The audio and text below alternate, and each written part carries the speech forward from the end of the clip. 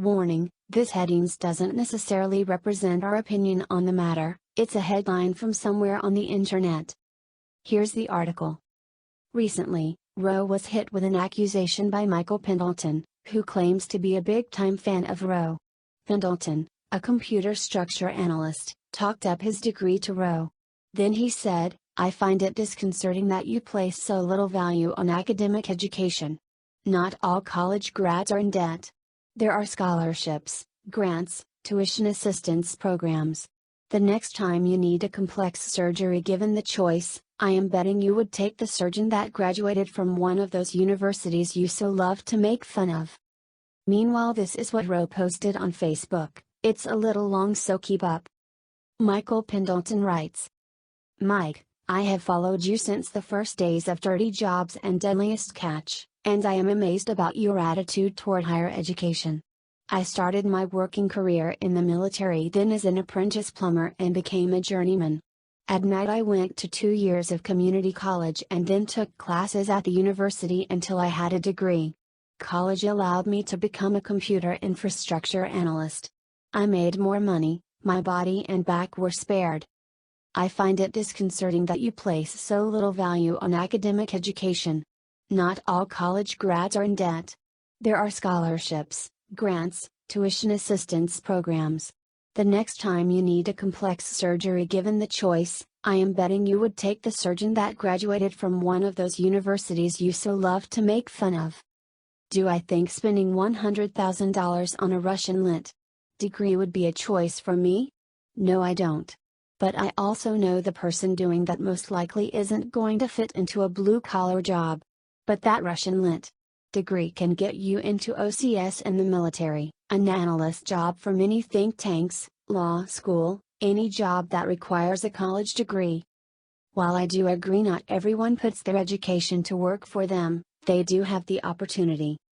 Hi Michael Dash. First of all, congratulations on such a well-balanced resume. I sincerely admire that. Secondly, it's hard to believe you could have followed me from the first days of Dirty Jobs and Deadliest Catch, and be so completely mistaken about my stance and the importance of a college education. Apologies if I'm mistaken, but every day, protectors of higher education come here to scold me for being anti-college, usually because they heard a soundbite on the news or saw a meme in their newsfeed they mistook for research. By and large, these are the same people who, if blindfolded, would touch the tusk of elephant and loudly announce to all the world the discovery of a creature made of solid ivory. And they always start as you do, by claiming to have followed me from the start. But then they argue in such a way that proves the exact opposite.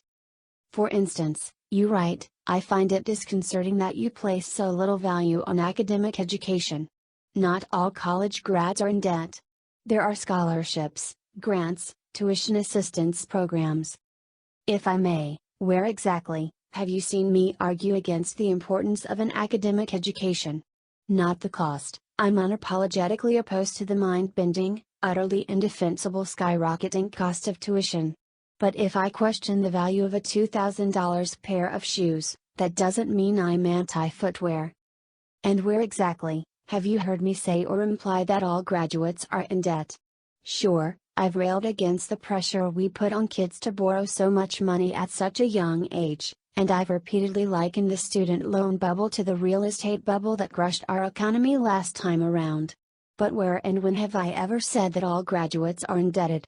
If I'm critical of people who buy a house they can't afford, that doesn't mean I'm anti-real estate. And what exactly have I said or done to give you the impression that I'm unaware of scholarships, grants, and tuition assistance programs?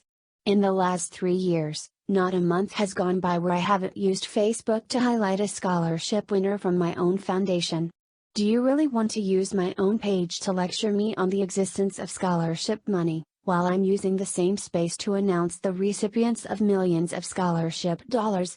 With respect, Michael, it's just not a persuasive argument. To be clear, I strongly support education in all its forms. I have a college degree, and as I've said many times, it's served me well. But I believe society is making a terrible mistake by promoting college at the expense of all other forms of education. For instance, The surgeon you reference, who I would indeed prefer to have graduated from an accredited university, will never make it to the hospital to successfully remove my appendix without a functional infrastructure, which depends almost entirely upon an army of skilled tradespeople. And yet, our society clearly values the surgeon far more than the mechanic who keeps her car running, or the contractor who put in the roads that allows her to drive to the emergency room. This is the same bias that prompts us to pressure kids to borrow vast sums of money to get expensive degrees that all too frequently do not lead to a job that will pay them enough to service the debt. But again, that's not an indictment of college, it's a criticism of our tendency to encourage the same path for everyone, regardless of cost.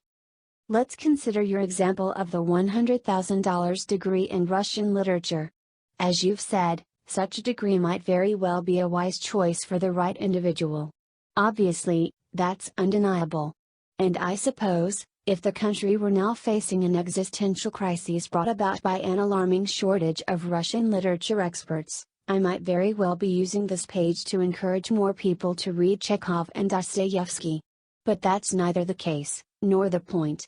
The point is that our culture does not make such nuanced distinctions when it comes to pushing the value of four-year schools. We push them on everyone. We've got it into our heads that a college education is so important, that the cost is irrelevant, along with the actual demand for whatever major a kid might wish to declare. How dare anyone question such things? Thus, we've encouraged an entire generation to borrow whatever it takes to get whatever degree they believe will make them happy. Is it any wonder tuition has risen so quickly? Meanwhile, the kid who apprenticed to be a plumber or an electrician is looked at as something less. Even if he has no debt. Even if he makes six figures a year. Even if he hangs out his own shingle and hires other plumbers.